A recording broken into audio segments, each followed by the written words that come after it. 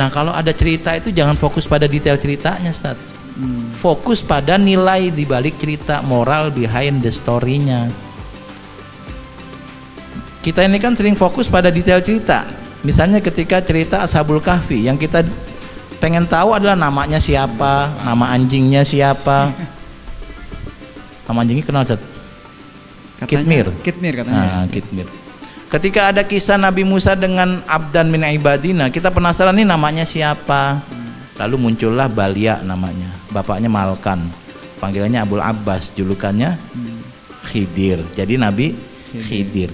Padahal Al-Quran menyampaikan kisah itu, bukan kita disuruh untuk mengenal namanya, tapi lihat moral behind the story-nya. Ada hikmah apa sih di balik cerita itu?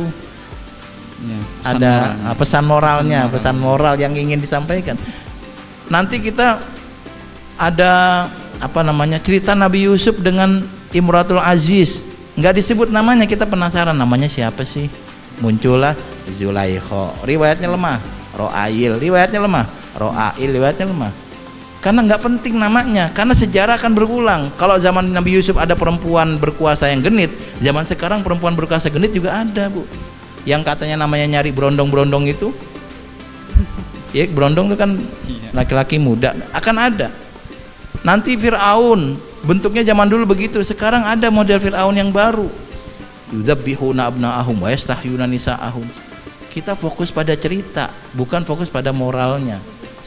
Orang yang durhaka pada orang tua ada, malin kundang, jangan fokus pada malin kundang. Lahir berapa, tanggal berapa, bintangnya Virgo atau Pisces, ibunya siapa. Pada moralnya aja, bahwa kalau jadi anak berbakti. Kenapa? Karena kita berbakti pun belum bisa membayar kebaikan orang tua. Saat kita lemah, nggak bisa ngapa-ngapain, orang tua yang merawat sampai kita, kira-kira kayak gitu. Nah, maka detail-detail tadi yang antum singgung tentang ababil, saya sulit memverifikasi dan saya memilih untuk menyerahkan ke masing-masing untuk memilih pendapat yang ada.